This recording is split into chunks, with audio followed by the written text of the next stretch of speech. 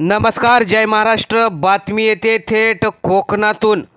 कोकणात लोकसभेचं वातावरण तापलेलं असताना आता भाजपाला आणि शिंदे गटाला सर्वात मोठा धक्का बसलेला दिसत आहे।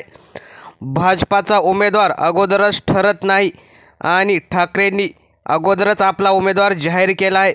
भाजपा आणि शिंदे गटाअंतर्गत चाललेली धुसफूस, त्यामुळे 5000 कार्यकर्त्यांनी वैतागून शिवसेना ठाकरेंच्या पक्षात येण्याचा निर्णय घेतलेला आहे। सविस्तर बातमी आपण बघूया।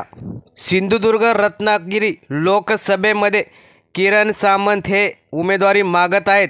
याउलट भाजपामध्ये सुद्धा नारायण राणे हे उमेदवारी मागत आहेत, परंतु जागा कोणाला सोडायची यावरून अजून निश्चित नाही। त्यामध्येच आता भाजपाला धक्का आणि शिंदे गटाला सुद्धा धक्का बसला आहे।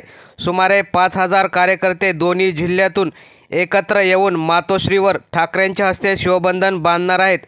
सत्तेसाठी लाचार झालेल्यांसोबत आम्ही राहणार नाही असं म्हणत त्यांनी विनायक राऊत यांच्या ज्या गाव दौऱ्यामध्ये इच्छा व्यक्त केली व 2 दिवसांनी मातोश्रीवर या 5000 कार्यकर्त्यांचा प्रवेश होणार आहे। लोकसभेअगोदर भाजपाला आणि शिंदे गटाला हा सर्वात मोठा धक्का मानला जातो।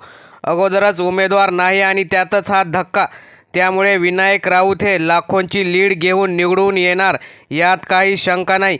त्यामुळे 2 दिवसांनी जो 2000 गाड्यांचा ताफा घेऊन आम्ही 5000 कार्यकर्ते जाणार असल्याची महत्त्वाची माहिती शिवसेनेच्या वतीने देण्यात आली। तर मित्रांनो, तुम्हाला काय वाटतं, कोकणात कोणाची जागा लागेल? आपल्या प्रतिक्रिया कमेंट बॉक्समध्ये नक्की कळवा। धन्यवाद।